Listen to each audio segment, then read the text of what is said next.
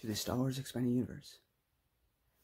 Now be done by Disney, or current Lucasfilm, whichever way you intermingle it. Legends.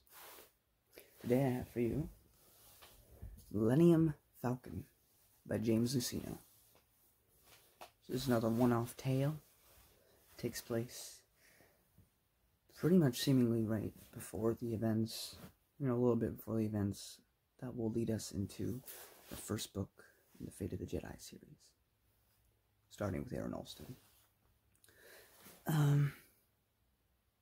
So, non-spoiler wise, as simply as I can put it, the main plot, basically, a good portion of the book is seeing what happened with the Falcon before Han and Lando got their hands on it.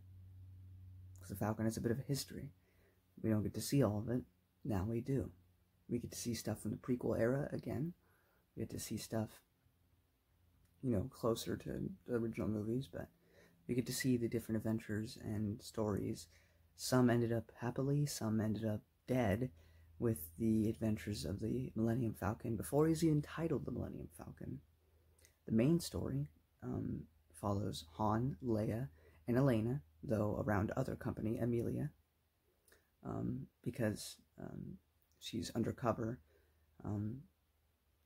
The cover is that she's their adopted daughter. Of course, the truth is that that's their granddaughter, but that's why whenever she's in public, she's known as Amelia. But of course, we know that she's Elena, the daughter of Jason Solo and Tino Ka. But they're going on a mission to go see the past of the Millennium Falcon, and other stuff ensues during that conflict. And that is about as non-spoilery as I can go. This book had the overall story, it was fine. There were the way the stories of the past felt, it was kind of like a Twilight Zone episode. Not where it's like weird like that, but like where you have all these different like short stories. Or like the Tales from the Mos Eisley's Cantina. Or the Tales from Jabba Palace. That's what it kind of felt like. Some of them I didn't really care for that much. I was kind of like, when is it going to end? And there are others I was like, oh, that's actually pretty good. The saving grace of this book is Han and Leia and getting to hear their personal thoughts after the events of Legacy of the Force. There are some very nice moments in here where we just get dialogue, about Han dealing with what his son had become, and Leia too. And I think those are the best parts of this book. Just the interactions that James Luceno makes everyone have, like Han and Lando, and Han reflecting on Chewie, and just everything. James Luceno clearly knows these characters really well. I say that about a lot of these authors, but it's very true for James Luceno. And of course, I believe James Luceno was good friends with Brian Daley, the one who wrote the first Han Solo trilogy, because there's mentions of it everywhere. We get mentions of the third book with the Skull Cave or whatever. No, that's not it. Sorry. But that series. And there's also mentions of the Lando Calrissian trilogy. Like they mentioned the Flame Wind from the Lando Calrissian trilogy, which is really cool because they go back to that same planet. But yeah, overall, I enjoy the little moments, and I hear a lot of people say it's like filler, but yeah, I mean, filler is fine if it's done well, and I felt like this was fine filler, because it does deal with Han and Leia dealing with what happened to their son, and I like that, before the next big arc. So I enjoyed it. Recommend it before you start. You don't need it, but I recommend reading it before you read Fate of the Jedi. Anyway, spoilers now. If you don't want spoilers, time to get out. Okay? Your warning. So, quick spoiler summary before I just go into my little notes that I have. I thought it was a little contrived, a little weird, because I thought when what's the guy's name? Jadax had originally died in the crash. I thought that was it. It's like, oh, that sucks. Somebody from the prequel era had the Millennium Falcon. They tried to jettison out of the Millennium Falcon. The Millennium Falcon spun and killed them both. That sucks. But then they have this weird plot where he survived, and he was in a comatose state, and people were, I don't know, the idea that someone would keep this person alive for over 60 years just so they can find this potential treasure, I found a little bizarre. That being said, I enjoyed the interactions he had with Han Solo. I enjoyed that basically his mission was going from what he could remember earliest in the time and moving on forward to the present, whereas Han Solo was looking backward, and then they kind of intermingle at one point. I enjoyed that. And like I said, the little moments with Han and Leia thinking about Jason and thinking about Elena, I really enjoyed. And overall, the main story, I didn't really care for, but there's a lot of little moments in here that I really appreciate. And I think it's worth your time. I don't really have too much else to say for the summary that you don't already know, besides that, which I kept out, but yeah, I enjoyed it, and I think it's worth your time, so you should check it out. Now, for my little tangent notes. So it starts off 60 years before the Battle of Yavin, BBY, and we see the Falcon in the manufacturing place. You know, it's been created at this point, but it hasn't been, like, off the production lines. And it starts causing some havoc. And it's just the first thing that happens that we get to see with the Falcon, and I thought that was fun. Then we skip ahead to 19 years before the Battle of Yavin. Jedax and his co-pilot, Reeve, are trying to get to Coruscant to drop off a package. But guess what's going on? It's the opening of Episode 3. The Chancellor's been stolen, and Anakin Skywalker and Obi-Wan have to go save him. So that big opening battle that you see in Episode 3, that's what Jedax and these guys are trying to get down into the planet from, but it's hard because of the battle going on. I just like the prequel connection there, because I like the prequels. So we get mentions of Isgard's father, Isgard, or whatever you say it, the Imperial Moth that we later have, or that we had in the X-Wing Rogue Squadron series. Her father is here, which I just thought was a cool little cameo there.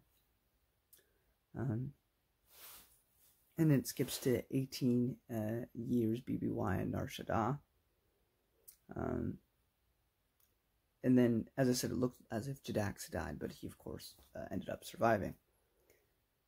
A fun little note is that apparently it's not 100% confirmed, but there are records of Plo Koon and Qui-Gon Jinn who might have been on the Falcon at one point.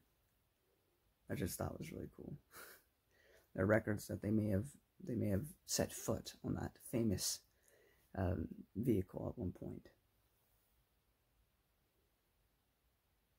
I'm just really glad that Elena is calling Han and Leia Grandpa and Grandma. I think it's really cool.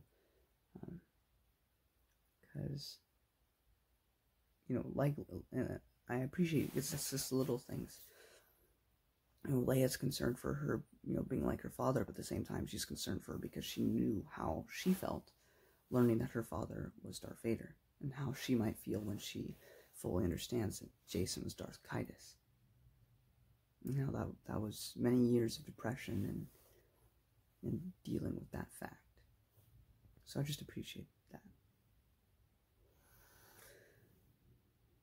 Leia's whole thing about Jason that first time around, she's talking about, you know, I usually agree with Han when he says, you know, it had to be done.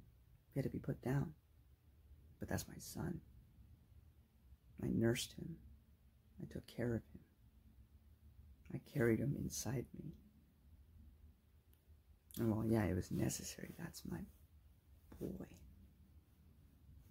It had to be put down. And as Han and Leia both reflect on it, it's so good. Those parts.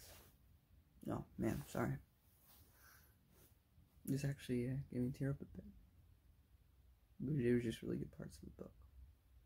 Oh, you got. They're fake, Alex. They're fake. Anyway. So then, of course, Jadax survives, which is crazy, and it's crazy for him because it's been 62 years since he was last, like, awake. So he's trying to deal with that and trying to put pieces together. Lando named his kid, or nicknamed his kid Chance, which I just fits Lando so well.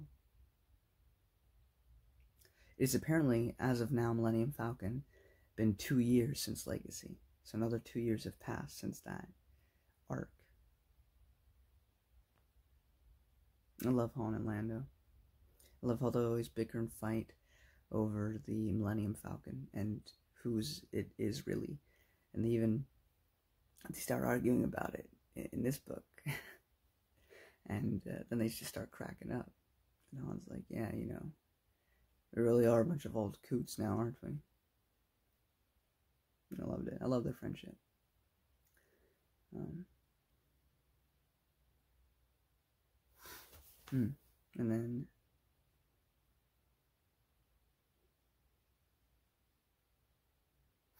yeah, then what I found interesting is that with Jadax, 60 years ago he died.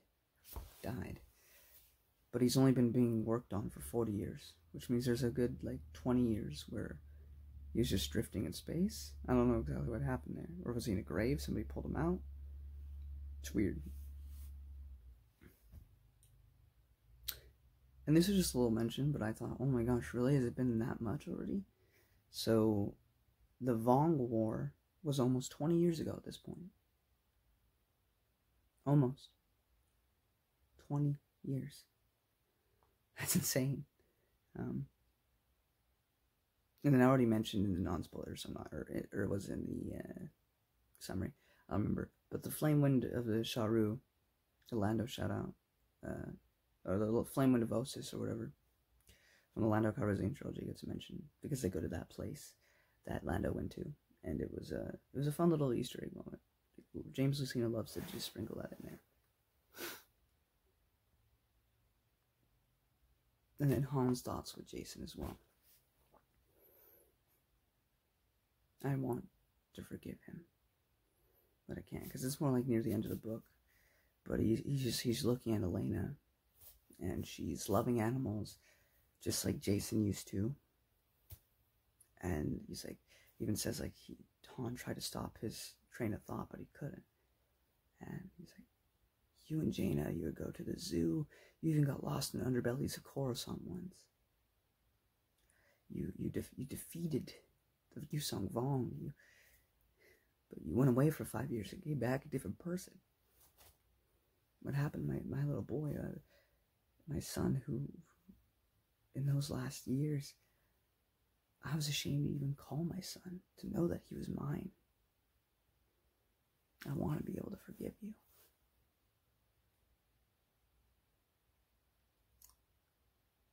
It's rough. And I guess this is why I'll always have to disagree with people that, I understand the complaints that people have with the Denning verse as it's been dubbed, but I don't know, I don't see issue with it. And when you read fiction, you want to feel something, and I enjoyed it. I don't have a problem with this series, with the last series, so it sucks, but life sucks sometimes, so I enjoyed it.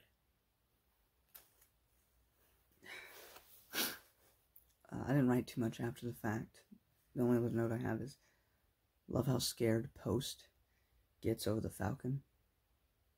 Because when he realizes that the Falcon is the same ship that Jadax has been looking for, he's like, we gotta stop now. Do you know who owns the Falcon? Han Solo. Do you know Han Solo has been in every war since the Galactic Civil War? And not only that, he's been a key part in winning all those wars. We should really back off now. He's like, and you know who he's married to? Leia, who was the head of state of the Republic for several years and is now a Jedi Knight, we really should not be messing with it. Sorry if you heard that. We really should not be messing with this. We should just go away. And, of course they don't. But Han and Dax end up working together. They end up parting ways, and then you find out some stuff about this lawyer dude and the twist with that, with him being the one that, like, was experimenting on Dax, experimenting when he funded bringing him back because he wanted the treasure, blah blah blah. I didn't really care about that stuff, so I'm not talking about it. Honestly, the main story was kind of forgettable. It's only these small moments that I enjoyed. Otherwise, this book is pretty It's not bad. It's just not great. Certainly, it was not as boring as Allegiance and Choices of One. Those books still suck. But yet you'll have people defending those books and talking about Legacy of the Force sucks, and that's when I can't trust your judgment anymore, because those books are boring. Though, of course, it's all a matter of preference, and things are subjective like that. So, while some people can't understand why I would enjoy Legacy of the Force or anything I'm about to read, I can't understand why they would enjoy Allegiance or Choices of One, because those books were boring. And Mara Jade was not as interesting as she would become. And the constant, ooh, she'll meet Luke, even though you know she can't. All that stuff is stupid. Anyway, if you want my rant on that, you can go watch my reviews on Allegiance and Choices of One. Anyway, that is my thoughts on the Millennium Falcon by James Luceno. Definitely worth your time. For some more than others. I thought it was worth your time for all the little character moments that are in there.